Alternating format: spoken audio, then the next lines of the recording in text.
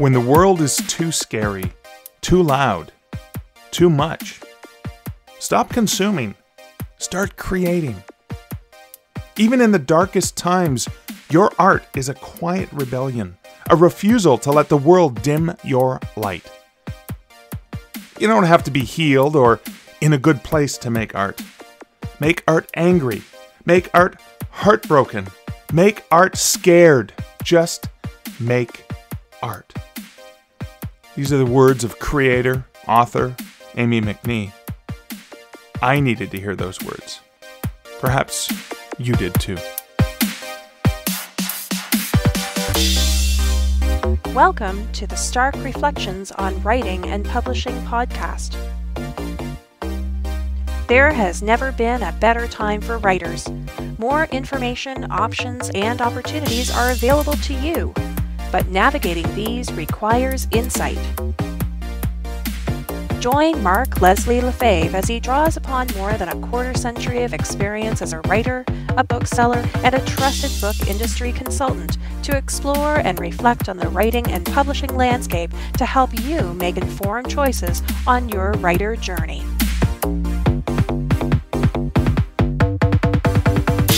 Hello, Reflectives, and welcome to episode 387 of the Stark Reflections podcast. This is your host, Mark Leslie Lefebvre. I know I've done this already so many times in the last several weeks because October was an absolute mess in terms of my organizational skills, etc. I had so much going on. But this is going to be another solo episode. This is going to be another rambling reflection episode. This is going to be me just turning on the mic and talking a lot about my feelings and what I'm going through right now and what I suspect many of you may be going through. Now, before I dig into the main content, and I'm going to forego the regular introductory and exit stuff that I normally do in the podcast, before I do that, I want to be very clear that I am hurting right now, and I'm upset, and I'm frustrated, and I'm angry, and I'm, more than anything, extremely disappointed. But I am not going to give up on my optimism. And so I'm going to be talking through some of the things that I'm feeling and experiencing. I'm going to try to relate that back to my own perception of what I can do as a creator, as an artist, and potentially what you can do. And no, what I'm going through, what I'm experiencing is not going to be for everyone. I get that. I understand that. And I also understand that my perception and my own experience is not going to be yours. I have it so much easier off than so many other people. And you may be a listener to the podcast who does not agree with my own perspective of the world. I get that. You know, the world is made more miraculous and wonderful by the fact that we all approach things with a different perspective. So I'm going to talk through some of the things that I'm going through, some of the things I'm experiencing, and be frank and be honest about my perception and my feelings. And that may go against something you believe to be true or your perception of the world.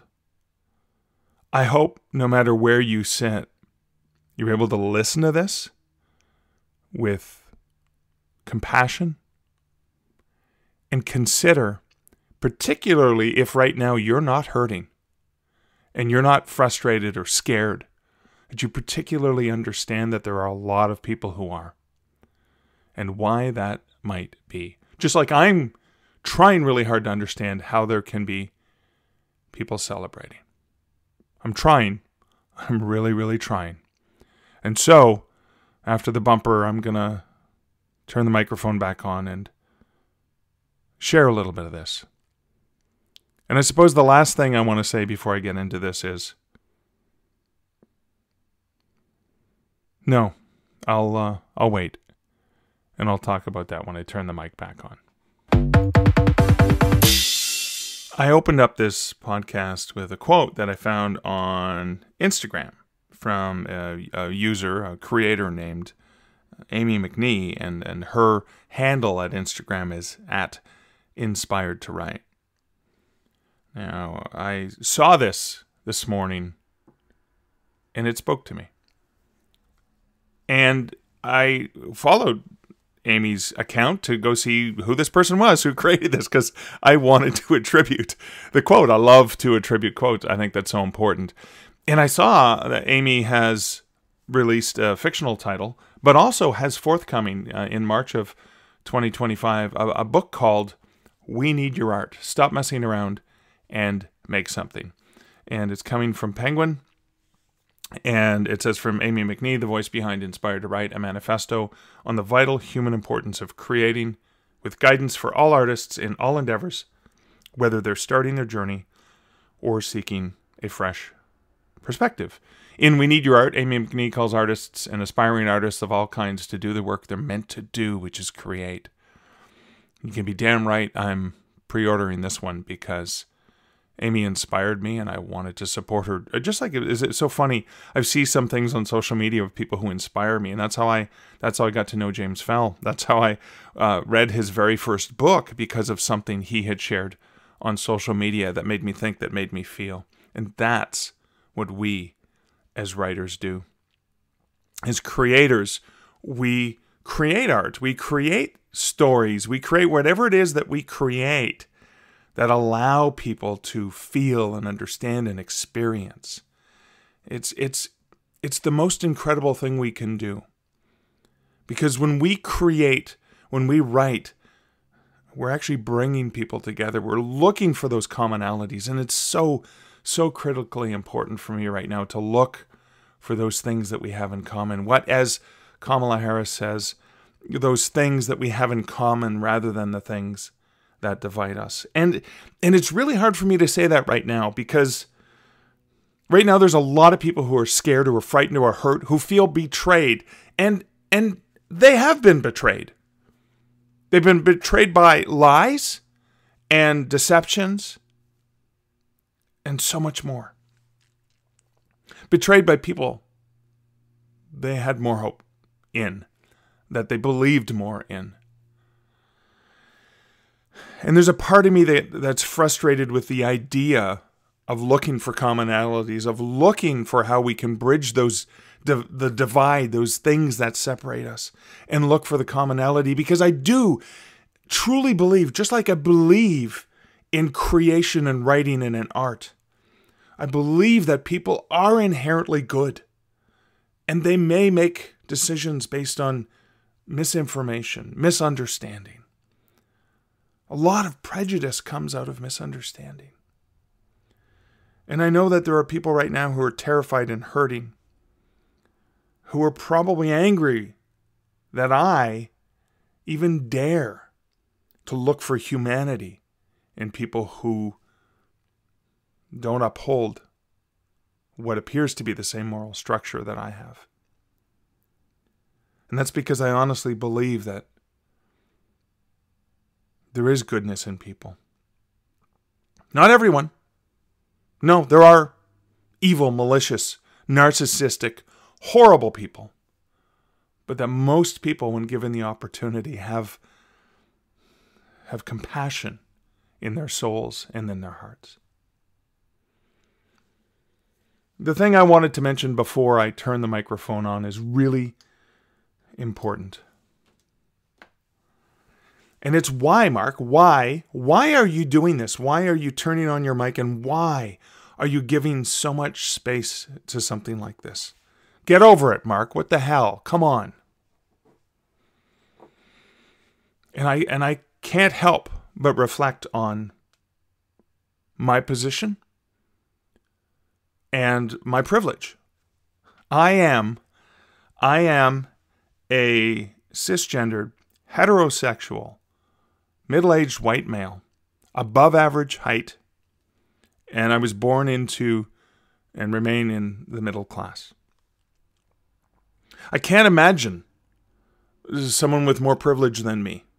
Potentially, other privilege may have been born into ridiculously extreme wealth. But I think I'm a pretty lucky person overall, and I am not threatened by all of the things and the maliciousness and the evil that is perpetuated in terms of sexism, racism, and fear of people from the LGBTQ AI plus community or misunderstanding.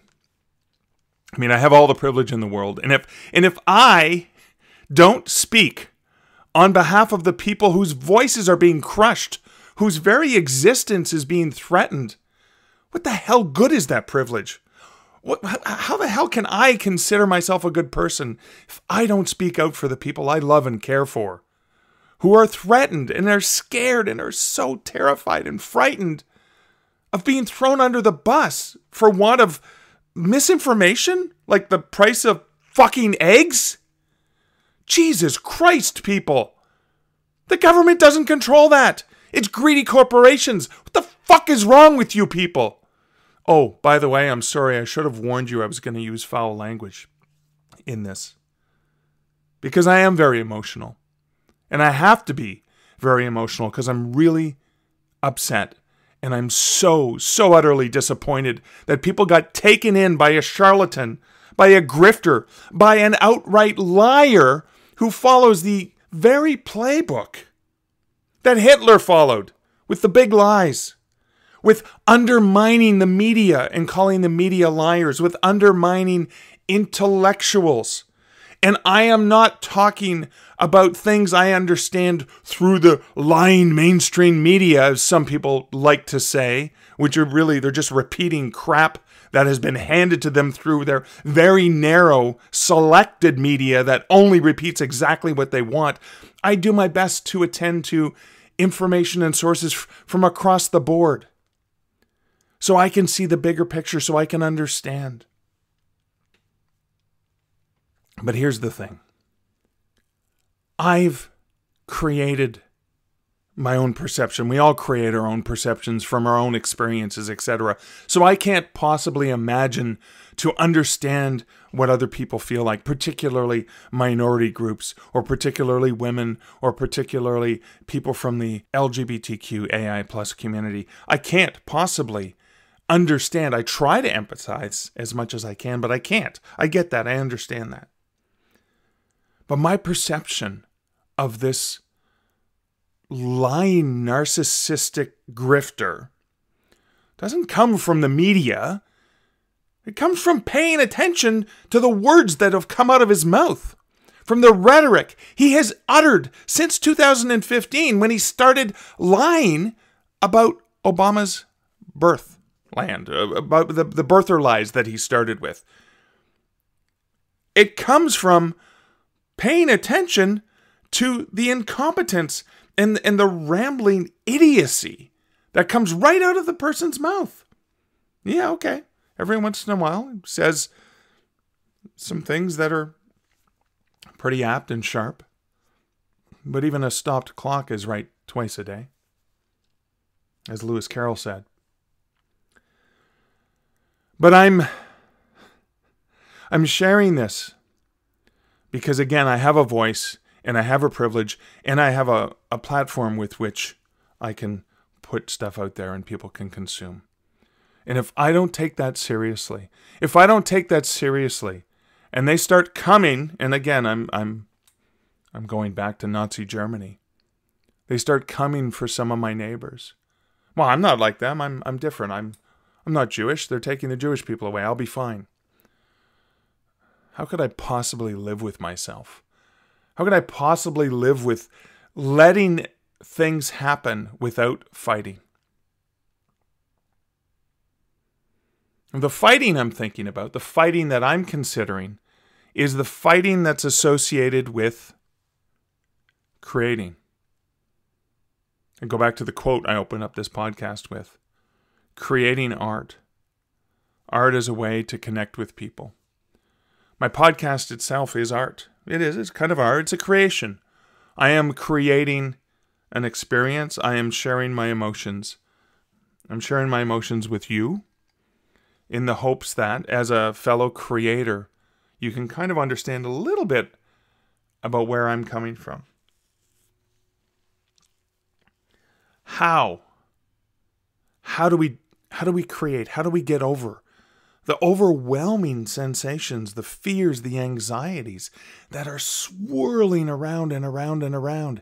How do we get over the bitterness, the hatred, and the disappointment? Like disappointment in people that I know are not bad people. But how could they make such horrible choices? How could they not see that they're setting themselves up for failure? I really want to help them see. And I know that there are none so blind as those who will not see. And I know there's no reaching some people. I get that. But I refuse. I refuse to not, to stop. I refuse to stop reaching out. I refuse to stop trying to be compassionate, to try to understand people, to try to potentially meet people in a place where I could at least understand why it is that they have that perception. I'm still angry. I'm still really pissed off. I'm still really frustrated. And I understand that maybe doing an episode like this is going to have some people, it's going to turn people off, and fine. That's what art does. That's what writing does. And you're trying to please everyone. You can't. It's impossible. I always go back in my advice for writers to think about Stephen King, a pretty popular writer, you might say. He's only worried about a single reader, constant reader, his wife, Tabitha. He's only worried about, will Tabby like this? He's focusing on that. You as a writer, you as a creator, focusing on sharing your experience, sharing the things that you're going through, the struggles, the challenges, those real things that are what make you human, are the things that are going to resonate and connect with people who read your writing. Just like right now, sure, this episode, maybe even the fact that I used an F-bomb, how dare I? Well, how dare you vote for that narcissistic? Anyways, see, I was going to go off again.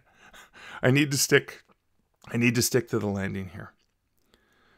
I may have annoyed and pissed off some people, and they may never come back, and I have to accept that. Just like in my writing, I've done that. I've created moments and scenes and elements that either resonate with people or they don't resonate with people. And it's no different than the branding I use with my Mark Leslie persona, not the business or writing guy, but the guy who writes the scary stories, and my skeleton.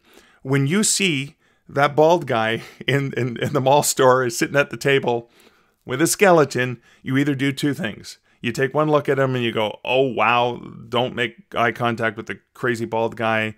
He's got a skeleton with him. Not my cup of tea, definitely. It's not the thing I read. I'm not interested, whatever.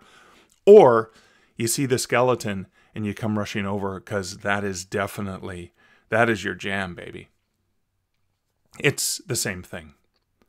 I may have annoyed some people, but the fact that I'm opening up my heart and my mind and my thought processes, the good, the bad, and the ugly, I'm trying very, very hard to be as authentic and as genuine as I can about what I'm going through right now, as potentially is resonating with you.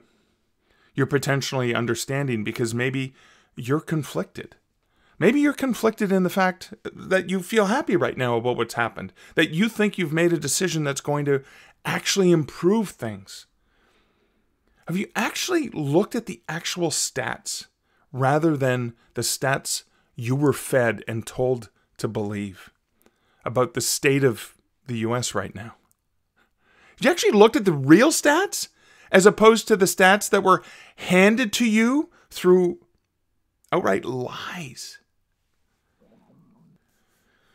Or maybe you're scared. Maybe you're frustrated. Maybe you're even angry at me because I'm sitting here in a place of privilege and I'm getting all frustrated and angry and whatever. And you're saying, you're angry, you're scared, you're disappointed.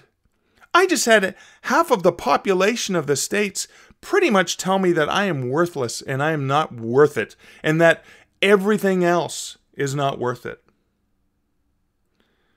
You may say, look at you, male person.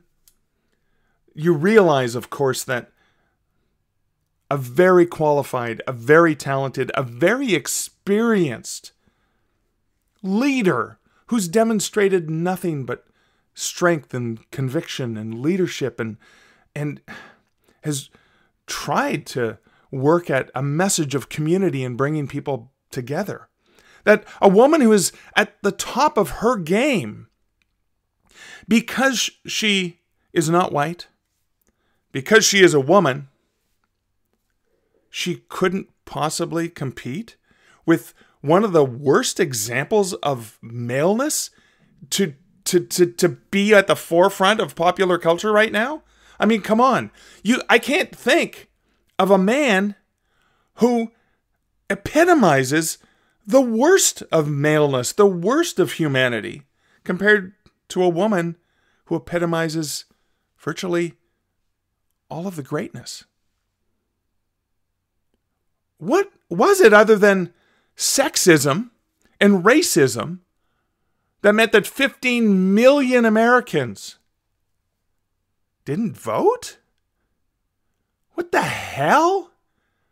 What the hell is wrong with society? What the hell is wrong with what I continue to perpetuate from my point of privilege that I need to address, that I need to work on to try to make this a better place? Similarly, what is it that I'm perpetuating that make a certain segment of Western culture feel displaced and scared that they can't have it the way it always has been, that they can't say certain things, that they can't make certain jokes because I'm just having fun? What is it that make them feel so displaced that they have to fight hard to remove the rights of other people? What the hell does it matter to my life and the people I love and the people I care about if you choose to love someone of the same sex, if you choose to love multiple people, if you do not feel yourself and comfortable in your own body, if you feel like an alien trapped in a foreign body, if you want to make those changes in order to feel more yourself, who the hell am I to say you can't do that? Who the hell am I to try to dictate who you are inside and trying to express who you are inside outwardly? I have no right to refuse you from doing that. I have no right to refuse you from being the person you need to be in order to be your whole and full self, in order to love who you want to love. It's not for me to restrict that in you. It's for me to stand beside you. It's for me to stand by my friends and look at them and say, I accept you. I believe in you. I trust you. I honor you. I love you. I am so bitter and frustrated and, like I said, so disappointed right now. I know I'm going to get through it. Of course, I have all the privilege. I'm starting from a really high place.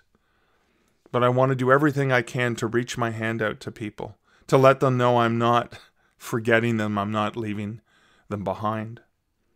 And also to remind myself and to remind you, dear listener, that whether you're happy, whether you're upset, whether you're frustrated, whether you're sad, whether you're optimistic, the world needs your art. The world needs you to create.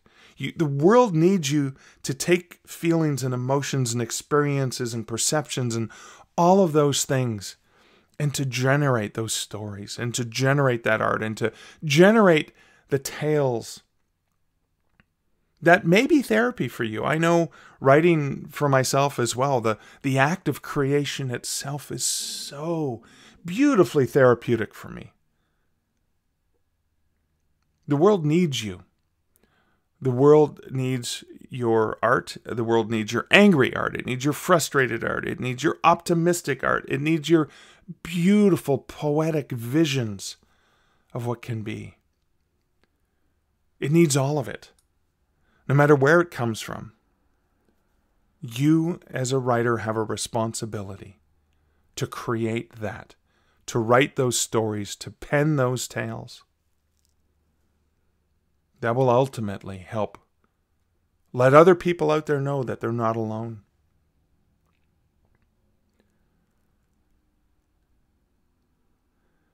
And finally, if you're feeling overwhelmed and you just can't, that's okay too. I understand. You may need to shut things off. You may need to turn everything off. You may need to just take a break, take a breath. That's fine too. I'm not going to force you to, no, you got to write, damn it. For me, writing through turmoil, writing through tumultuous things has always been great. I mean, I think about when I was a teenager, I wrote a shit ton of poetry. I wrote a lot of angsty, oh my God, she doesn't love me, the world is over kind of poetry. And where do I fit in this world? Where do I fit in? I feel like an outcast. I feel like an oddball. I feel like a big giant weirdo in a realm where I wanted to be a writer and everyone else was hunting and fishing and playing sports and all those things.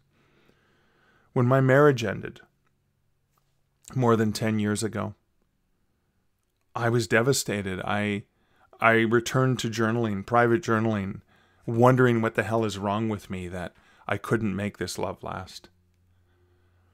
I return to writing and creativity as a way to get through those moments. So that works for me. That may not work for you, and that's okay. I'm not saying to do the things I do. I just want to remind you that if you're listening to this podcast, there's a pretty good chance that as a creator, that writing is important to you. And I want to remind you that your writing is important to the world. And you are important to the world, even if you need to take a break, whether it's a day, a week, a month, a year, whatever it is. The world still needs you, and the world still needs your art. So if you can't do it right now, that's fine. Maybe doing it is therapeutic. Maybe doing it will help you. It helps me. I just, at the end of the day, am sitting here and I'm so frustrated and have so many different emotions that I wanted to share. Maybe this helps you feel less alone in your frustration, in your confusion. Maybe it makes you feel worse, and I honestly hope that's not the case. I'm hoping that it makes you feel potentially seen and heard, and maybe even understood. If you're celebrating what just happened in the U.S. right now, I would please ask you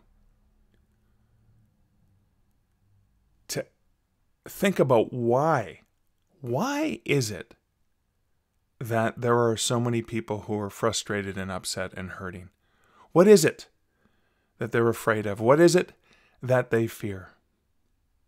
And I've seen a few people reach out already from that seemingly impossible to broach divide with compassion. I just want to ask you to please listen, to please consider why. Why is it that so many people are so frustrated? Why is it that they're scared? Why is it that they feel betrayed and that they were stabbed in the back, that they were left to be felt like they don't matter. I will, in turn, try to understand how it is that some people can see that this is a positive thing. I'm going to try. Make no promises that I'm going to properly understand it, because I'll be honest with you, I have no idea how somebody could overlook such vileness in words and behavior, consistent words and consistent behavior. I'm not talking about just recently on the campaign trail. I'm going back 10 years. This is consistent. It's very clear and it's very plain through that person's words and actions. How is it that you could possibly overlook all of that horrible example of humanity?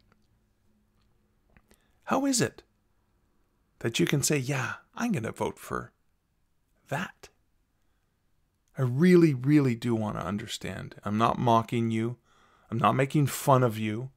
I'm not demonizing you, because I know that most people that I know, even from the writing community, are smart and intelligent and compassionate people who actually care. So how the heck is it that you could do that? Again, I'm trying to understand. I hope you're trying to understand too. It's through creating, it's through story, it's through art, it's through writing. It's through being willing to be open and to listen and to try to see things from another perspective that potentially we can move forward. That's all I got for now. I could go on and ramble, and I'm going to the dearest loved ones who I share my personal feelings with on a regular basis. But know this: I appreciate you, and I appreciate you listening. Love to hear your thoughts and your reflections, and if you want to share them with me, you can let me know whether or not they're just for me, or if there's something I can share with the rest of the Stark Reflections community. As always, I'm very grateful for you. I'm very grateful for you listening. I'm grateful that you are a creator, that you are a writer. And I'm grateful particularly if you do not give up on your writing and you do not give up on creating those things that you're going to put into the world to make the world a better place, because the world needs you. It really, really does. I need you. Thank you for listening. That's the end of this episode. And so, until next week, and until next episode, this is Mark Leslie Lefebvre, wishing you all the best. Wishing you all the best. I'm sending as many positive vibes as I can your way, in the hopes that you don't give up on yourself. You don't give up on your writing. And you don't give up on the world. As Amy McNee says in the title of the forthcoming book that I'm looking forward to reading in March of 2025. We need your art, and the world needs you, and the world needs your art and your writing. I'll talk to you in the next episode. Thank you for listening to the Stark Reflections podcast. You can find show notes for each episode at starkreflections.ca.